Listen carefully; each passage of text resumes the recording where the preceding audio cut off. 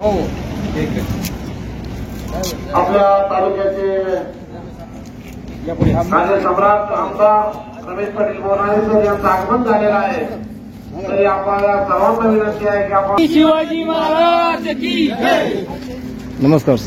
नमस्ते. प्रहार संघटना यांची महायुती आहे.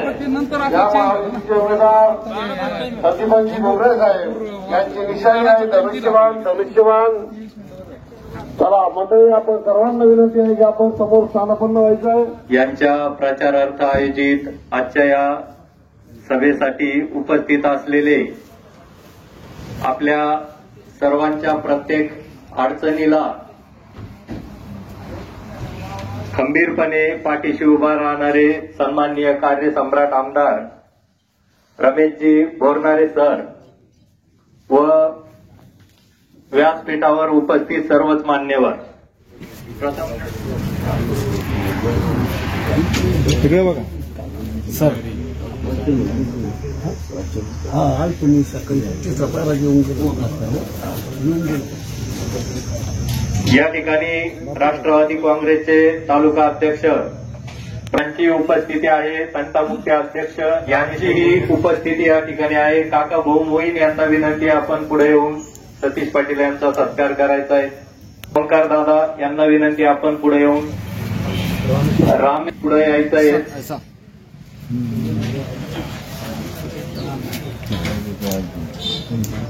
आणि मी अजून एक गोष्ट म्हणाल की आम्हाला मोदी साहेब आणि भुमरे साहेब हे खूप अंतरावर आहे, पण आमच्या प्रत्येक हाकेला प्रत्येक अडचणीला ओ देणारे सन्माननीय आमदार साहेब या ठिकाणी आहेत. त्यांच्यासाठी आपण या ठिकाणी डोळे झाकून मतदान करायला तयार आहे. आपली जबाबदारी एकच आहे की जी लीड आपण आमदार साहेबांना दिली ती कमी होणार नाही याची काळजी आपल्याला घ्यावी लागणार आहे. मी विनंती करतो यानंतर सन्माननीय आमदार साहेबांना की त्यांनी आपलं मनोगत या ठिकाणी व्यक्त करावं. महापुरुष आणि सर्व साधू संतांच्या चरणी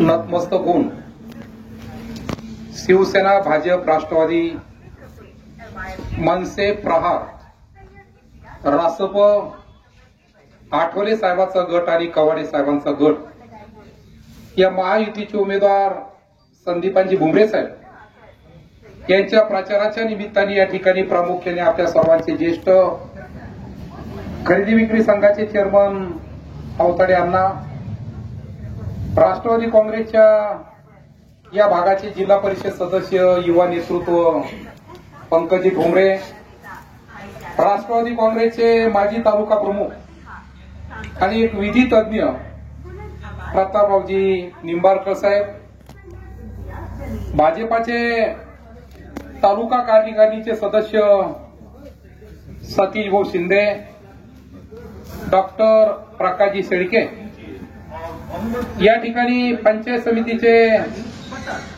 माजी सदस्य संभाजी पाटील डांगे, आपले विभाग प्रमुख नानासाहेब पाटील थोरात, वीरगावचे विविध कार्यकारी सोसायटीचे चेअरमन विलासाबा थोरात, या ठिकाणी आपले उपविभाग प्रमुख सुनील भाऊ कारभार, परसरामजी मोहीन, या ठिकाणी आपल्या सर्वांचे ज्येष्ठ सन्माननीय हंसराज भाऊ मोहीन, सन्माननीय रामनाथ पाटील मोहीन, आपल्या गावचे सरपंच, प्रथम नागरिक कैलासजी सातपुते, त्यांच्यासोबत ग्रामपंचायतचे सर्व सदस्य, सूत्रसंचालन ज्यांनी आजच्या कार्यक्रमाचं या ठिकाणी केलं ते दादाभाऊ मोहीन, शाखा प्रमुख अण्णा पाटील मोहीन, उद्धव भाऊ, ओंकार पाटील राऊत, डॉक्टर ओमनेजी, विष्णुभाऊ राऊत, आमचे हरिभक्तपरायण रामेश्वर महाराज महाराज, आपल्या सर्वांचे ज्येष्ठ सन्माननीय हरिभाऊ राजूभाऊ गलांडे, रामेश्वर पाटेकर, चिंचडगाव या ठिकाणी प्रामुख्याने आजारी जरी असलो परंतु मी आहे. आमचे चेअरमन वीरनाथ पाटील काळे, अतुल निकोले, आप्पासाहेब पाटील, आमचे कर्डक पाटील आणि सर्व चिंचडगावून आलेले, मालगावून आलेले आमचे रबाजी आल्हाट, त्यांच्यासोबत प्रमुख पदाधिकारी, या ठिकाणी गावातील सर्व ज्येष्ठ मंडळी, आता सर्वांचं नाम उल्लेख करणं या ठिकाणी महत्वाचं आहे, परंतु सर्व ज्येष्ठ मंडळी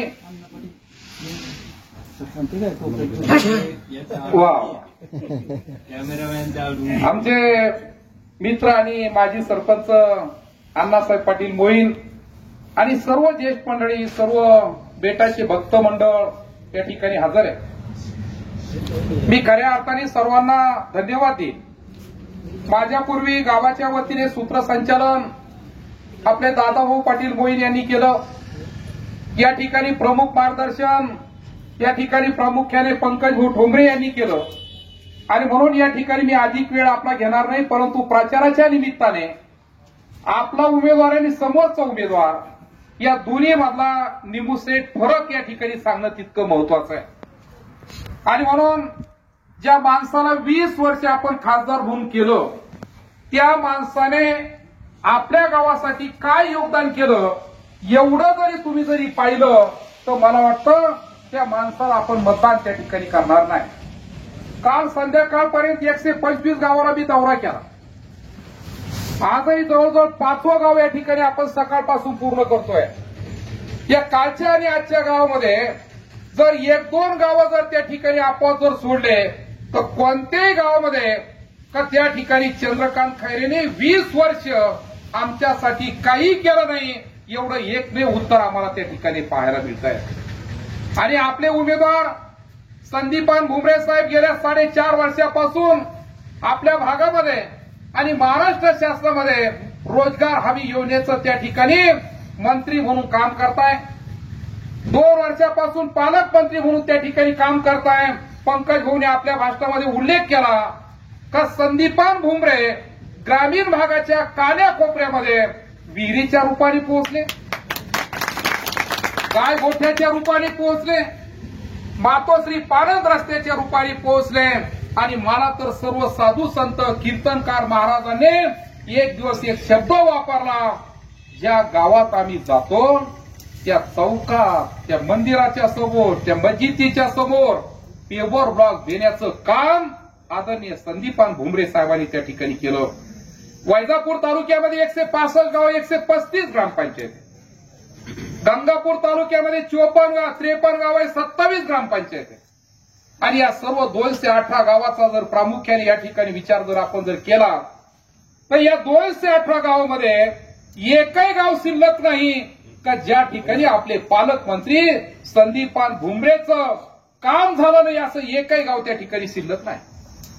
मला वाघरगावचे सरपंच, उपसरपंच आणि ग्रामपंचायतच्या सदस्यांना या ठिकाणी सांगायचं आहे का मी आचारसंहिता लागण्याच्या अगोदर प्रत्येक गावाचा आढावा त्या ठिकाणी घेतला पंचायत समितीवर. आणि पंचायत समितीच्या मध्ये आढावा घेत असताना मला बीडीओकडून त्या ठिकाणी बुकलेट प्राप्त झालं का संदीपान भुमरे साहेबांच्या माध्यमातून खऱ्या अर्थाने त्यांच्या अगोदर 5 विहिरी त्या ठिकाणी मिळायच्या, परंतु आज मागे त्याला विहीर 6,500 विहिरी देण्याचं पवित्र काम शेतकऱ्यासाठी संदीपान भुमरे साहेबांनी त्या ठिकाणी केलं. त्यापैकी आपल्या गावात किती आल्या त्याचा विचार आपण केला पाहिजे.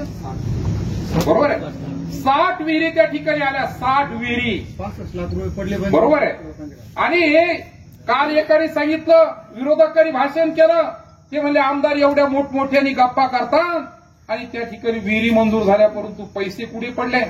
आज आम्ही पाहतोय रात्रंदिवस मोबाईल कानाला लावला का टुकटुक आवाज येतो आणि मस्टर पडल्याच्या बातम्या त्या ठिकाणी येत आहे. महत्वाचं आहे, 65 लाख रुपये वागलगाव सारख्या ठिकाणी जर मस्टर जर पडले असेल आणि समोरचा उमेदवार 20 वर्षात 1 रुपये वागलगाव देऊ शकला नाही.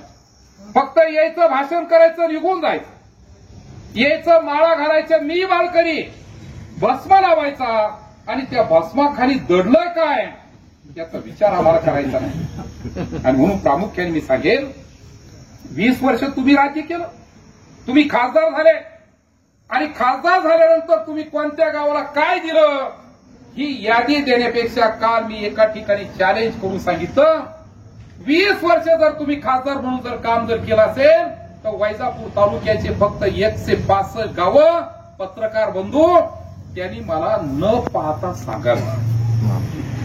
20 वर्ष खासदार आहे ना तुम्ही, मग सांगा ना वाकल्यापासून तर डोनगावपर्यंत, डोनगावपासून तर चेंडूफळपर्यंत आणि चेंडूफळ पासून तर आपलं शेवटचं गाव झुलेगाव, अशा 165 गावाचं फक्त तुम्ही नावच सांगा मला. मग सांगेल मी 20 वर्ष कामाचं बाजूला राहिलं. परंतु ज्या माणसाने 20 वर्ष काहीच केलं नाही त्या माणसाला मतदान करायचं का 4.5 वर्ष ज्यांनी आमच्यासाठी विहिरी दिल्या, गायगोठे दिले, शेततळे दिले, मातोश्री पानंद रस्ते दिले, पेवर वाघ दिले, त्याला मतदान करायचं ही खऱ्या अर्थाने पाहण्याची वेळ आलेली आहे. परंतु ग्रामीण भागात काय होतं माहित नाही.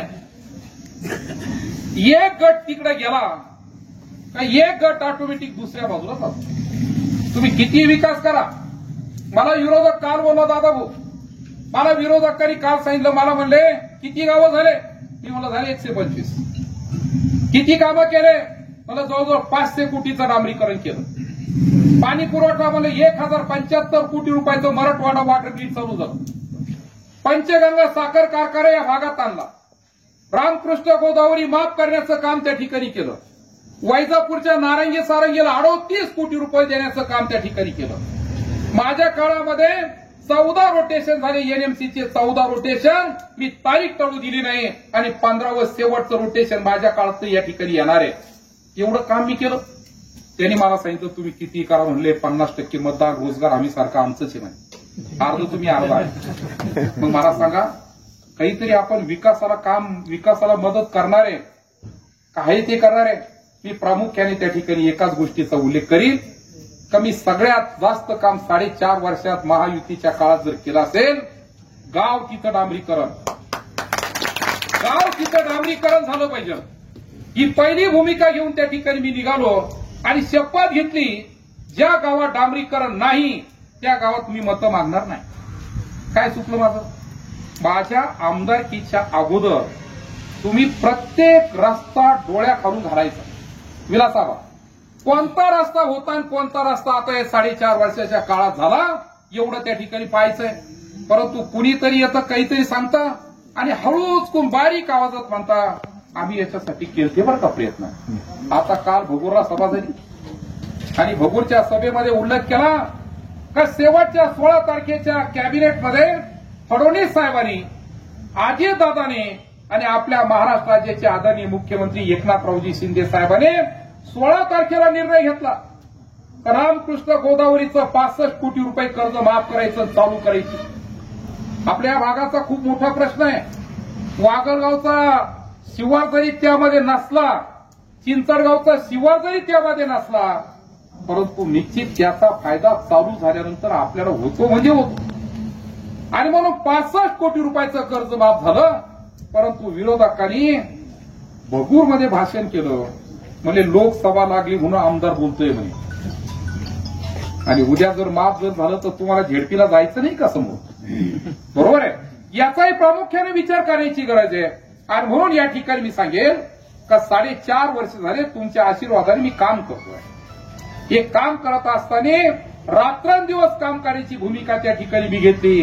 नाहीतर एखाद्याने उठून उभा राहून सांगावं का आमदार आठवडी, आमदार महिंदारे, आमदार सालदारे.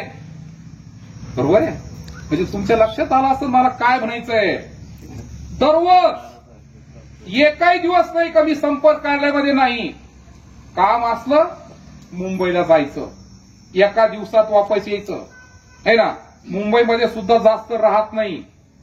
राहणारे काय काम करतात ते तुम्ही पहा. मुंबईला एकच दिवस काम असं तेवढंच जातो मी.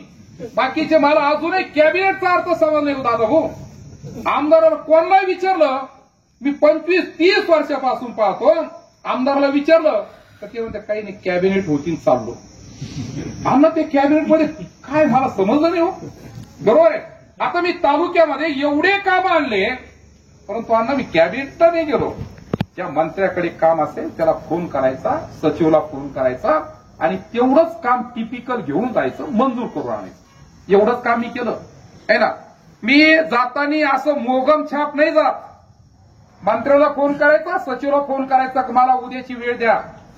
आणि जेवढं काही काम असेल तेवढं काम करण्याची भूमिका सद्गुरू गंगागिरीजी महाराज आणि ब्रह्मलीन नारायणगिरीजी महाराज यांनी जी सवय तुम्हाला आम्हाला लावून दिली, नंतराला वाटत होतं कारखाना चालू होणार नाही, झाला ना कारखाना चालू, बरोबर आहे. बऱ्याच जणांना वाटत होतं रामकृष्ण होणारच नाही. 65 कोटी माफ झाले ना रामकृष्ण गोदावरीचे. आणि म्हणून असे बारीक बारीक कामं आता मराठवाडा वाटरगिरी येत आहे. ही महायुतीची किमा आहे. 1075 कोटी कोणत्याही भागात जर गेलो तर पैपच पडलेले. मी शपथपूर्वक सांगेल का 6 महिन्यानंतर प्रत्येक गावाला फिल्टरचं पाणी त्या ठिकाणी मिळणारे, फिल्टरचं पाणी. बऱ्याच जणांना मी बोललो का असं वाटतं ते मध्ये कशाचं चाटा मारता. आता तुमच्याच बाजूला बघू रे, तुमच्याच बाजूला मुक्तानंद महाविद्यालय 15 एकर मध्ये फिल्टरचं काम चालू झालं, 15 एकर मध्ये. आणि तिथून सर्व 15 एकर मध्ये फिल्टरचं पाणी तयार होईल. आणि ग्रामीण भागामध्ये प्रत्येक ग्रामपंचायतला पॉक सिस्टीमने ते पाणी सप्लाय करतील. तिथून पुढचं डिस्ट्रीब्युशन ग्रामपंचायती त्या ठिकाणी करायचं आहे. एवढं मोठं काम आपण या 4.5 वर्षाच्या काळात त्या ठिकाणी करू शकलो. भुमरे साहेबांच्या माध्यमातून त्या ठिकाणी डोक्यावर हात असल्यामुळं डीपीटीसीचा एक विषय सर्वात महत्वाचा आहे. जशा विहिरी दिल्या, गायगोठे दिले, पेवर लॉक दिले, शेततळे दिले, मातोश्री पानंद रस्ते दिले. तर सर्वात या ठिकाणी मी सांगेन 2.5 वर्ष आपल्या संभाजीनगरचे पालकमंत्री सुभाष देसाई साहेब होते, शिवसेनेचेच होते. मी सुभाष देसाई साहेबांकडे एमआयडीसीचे 25 जण घेऊन गेले शिष्टमंडळ. आणि त्यांना सांगितलं म्हणून देसाई साहेब, मुख्यमंत्री आपले, तुम्ही पालकमंत्री, योगायोग उद्योग खातं तुमच्याकडे, आणि म्हणून आमचं एमआयडीसी चालू करा. मला काय म्हटलंय, मला म्हणजे खूप गोल बोलून सांगतो म्हणे तू. मी नाच सोडून दिला, नाच सोडून दिला. आणि आता उदय सामंत साहेब त्या ठिकाणी उद्योग मंत्री झाल्यानंतर एमआयडीसी चालू करण्याचा उद्योग मी पण चालू केला. हे महत्वाचं काम आहे. उद्योग एमआयडीसी झाली पाहिजे. पंचगंगा साखर कारखाना झाला पाहिजे. का होऊ शकला नाही इतक्या अगोदर? आम्ही थकलो, पत्र देऊन देऊन थकलो का विनायक चालू करा, विनायक चालू करा. परंतु आमच्या मुख्यमंत्र्याला विनायक समजलाच नाही. आमच्या मुख्यमंत्र्याला रामकृष्ण गोदावरी समजलीच नाही. परंतु जेव्हा उठाव केला, मी तर एकच सांगतो, जर मी ते केलं नसतं गुवाहाटी, पंचगंगा झाला नसता. मी जर गुवाहाटीला गेलो नसतो तर रामकृष्ण गोदावरी झालं नसतं.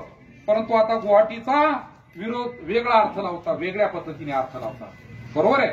आणि म्हणून मी आपल्याला विनंती करणार आहे का 30 वर्ष मला झाले शिवसेनेमध्ये. किती वर्ष झाले? 30 वर्ष. शाखा प्रमुख, शहर प्रमुख, 14 वर्ष तर पंकज मी तालुका प्रमुख राहिलो. 14 वर्ष मी म्हणेल का सगळ्यात जास्त तालुका प्रमुखाचा काळ मला मिळाला.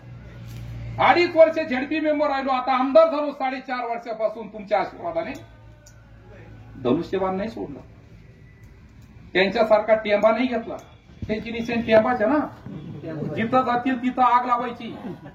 गावागावात आग, ग्रामपंचायत मध्ये आग, सोसायटीमध्ये आग आहे ना. आग लागल्याशिवाय ते म्हणता अर्धमतं आम्हाला मिळतच नाही आहे ना. आग लागल्याशिवाय दुसरं कामच नाही. आणि म्हणून या ठिकाणी विनंती करणार आहे का 13 तारखेला आपल्या ग्रामीण भागाचा खासदार आपल्याला करायचा आहे. खूप दिवसानंतर योग आला ग्रामीण भागाचा खासदार होण्याचा. गट तट सोडून द्या. आपला माणूस, ग्रामीण भागाचा माणूस खासदार म्हणून त्या ठिकाणी त्याला निवडून द्यायचं आहे. नाहीतर एका पत्रकाराने चंद्रकांत खैरेला प्रश्न विचारला. म्हणले रमेश बोरवारे खूप बोलायला लागला. ते म्हणले माझ्या समोर त्याची काय अवकात आहे. ही अवकात माझी नाही काढली, ही सगळ्याची अवकात काढली. मला काय म्हणायचं समजून घ्या. ज्या चंद्रकांत खैरेचं 100 मतं नाही जिल्ह्यात, त्याला आम्ही 20 वर्ष खासदार केलं. 20 वर्ष आपण सर्वांनी. आणि तो माणूस जर अवकात काढीत असत तर त्याला उत्तर देण्याचं काम 13 तारखेला आपल्याला करायचं आहे. जय हिंद, जय महाराष्ट्र. आपले पालकमंत्री संदीपान भुमरे साहेब यांच्या प्रचार सभेसाठी या ठिकाणी आवर्जून उपस्थित असलेले वैजापूर गंगापूर विधानसभा मतदारसंघाचे आमदार आदरणीय बोरनारे सर, त्याचबरोबर राष्ट्रवादी काँग्रेस पक्षाचे माजी अध्यक्ष प्रतापराव निंबाळकर साहेब, अवतडे अण्णा, त्याचबरोबर डॉक्टर साहेब, शिंदे साहेब, डांगे साहेब व समोर बसलेले सर्व मतदार बंधूंनो, खऱ्या अर्थाने ही जी निवडणूक आहे ही आपल्या भारताच्या निवडणूक आहे. या निवडणुकीच्या माध्यमातून आपण जो उमेदवार या ठिकाणी आपल्याला लाभलेले आहेत आदरणीय संदीपान भुमरे साहेब यांचं एक चांगलं काम आपल्या महाराष्ट्र शासनात त्यांनी केलं आहे. गेल्या काही वर्षापासून ते पालकमंत्री म्हणून आपल्या संभाजीनगरचं तर आहेच, त्याचबरोबर महाराष्ट्र शासनाचे एक चांगलं खातं त्यांच्याकडे आता शेतपान आपल्या एमआरजीएसच्या माध्यमातून एक चांगलं काम आपल्या बागाच्या ठिकाणी केलं. आपण जर का बघितलं आपल्याच गावात बराचसा निधी त्यांच्या माध्यमातून या ठिकाणी पीओ बागच्या उमेदवार जे उभा आहेत आपले संदीपानजी भुमरे साहेब, मतदान करताना विशेषतः मतदारांनी दोन गोष्टीचा विचार करायचा असतो. एक, जे उमेदवार आहेत त्यांनी कोणते विकास कामात आपल्याला सहकार्य केलं आणि ज्यांच्याविषयी आपण निगेटिव्ह किंवा ज्यांना आपण मतदान करणार नाही त्यांनी केलेलं कार्य काही आहे का नाही म्हणून. एक सध्या प्रचार सुरू आहे सर की हे सरकार शेतकरी विरोधी आहे म्हणून. बऱ्याच विरोधकांकडून हा मुख्य प्रचाराचा मुद्दा आहे. आता कालपासून एक व्हिडिओ सध्या व्हॉट्सअपवर आहे की दिल्ली इथं पी चिदंबरम यांच्या नेतृत्वात कांद्याची निर्यात खुली केली म्हणून आंदोलन सुरू आहे आणि त्याच्या अगोदर हेच विरोधक कांदा पट्ट्यात शेतकऱ्यांना हाताशी घेऊन आंदोलन करत होते निर्यात खुली करा म्हणून, आणि आज खुली केली म्हणून आंदोलन करताय. जर हे सरकार शेतकरी विरोधी असतं तर एमआरईजीएस अंतर्गत, एमआरईजीएस हा केंद्र सरकारचा निधी आणि संदीपानजी भुमरे साहेब हे राज्य सरकारचे एमआरईजीएसचे मंत्री होते आहेत. जर सरकार शासन विरोधी असतं तर गाय गोठ्या अंतर्गत आपल्याला 1.5 लाख रुपये शासनाने दिलेच नसते. जर सरकार शासन विरोधी असतं तर कांदा चाळीचे नव्याने सुरू झाले तर 1,60,000 रुपये ज्या आपल्या गावामध्ये 42 नव्याने कांदा चाळी मंजूर झालेले आहेत ते दिलं नसतं. 5,32,000 रुपये शेततळ्याला आणि 4 लाख रुपये विहिरींना शासनाने दिले नसते याचाही आपण विचार करायचा आहे. उगाच विनाकारण शेतकरी विरोधी या गोष्टी आपल्या समोर मांडल्या जातात. आपण काही जुन्या गोष्टी विसरून जातो. एक 15-20 वर्षापूर्वीचे दिवस आठवून पहा. माझ्या स्वतःचा एक प्रसंग जर सांगायचा ठरला तर या ठिकाणी निमू शेठ बसलेले खताचे व्यावसायिक आहे. निमू शेठच्या दुकानावर 6 घंटे लाईन लावल्यानंतर 2 युरियाच्या गोण्या भेटत होत्या. 2 युरियाच्या गोण्या. 30 एकर क्षेत्राचा, समजा 30 एकर क्षेत्र शेती मी करतोय, 2 युरियाच्या गोण्या तिथं मसोबाला निवड दाखायला सुद्धा पुरल्या नसत्या अशी अवस्था होती. आणि आज रोजी शेतकऱ्याच्या म्हणजे काही शेतकरी म्हणण्यापेक्षा जे विरोधक आहे ते म्हणते की खताचे भाव वाढले. अहो त्यावेळेस 200 रुपयाची युरियाची गोणी ऑनला 300 रुपये घ्यावं लागत होती. ती सुद्धा रात्री 2 आणि 3 वाजता पोहोच व्हायची. दिवसा दिल्या सुद्धा जात नव्हती. मग आजचा ऑन आपल्याला पुरता ना, हे भाव वाढ पुरती ना. जीएसटी लावली. जीएसटी किती टक्के? 10-12% जीएसटी असतो. आता इलेक्ट्रिक मोटरवर जीएसटी 12% सांगतात सर, पण तुम्हाला इलेक्ट्रिक मोटर पोखरा अंतर्गत फुकट भेटती हे कुठं सांगतात? ट्रॅक्टरवर 18% जीएसटी सांगतात, पण पोखरा अंतर्गत शेतकरी गटांना फुकट ट्रॅक्टर भेटले हे कुठं सांगतात? 15 लाख रुपयाचा आपण वाट पाहतोय मोदी साहेब देणार, पण 14,70,000 रुपये शेडनेटचे मला स्वतःला भेटले. याची जाणीव आपण ठेवीत नाही. त्यामुळं शेतकरी विरोधी हे जे निरेटिव्ह चालू आहे ना हे साफ चुकीचं आहे. एक तो काळ आठवून पहा. 8 घंटे लाईट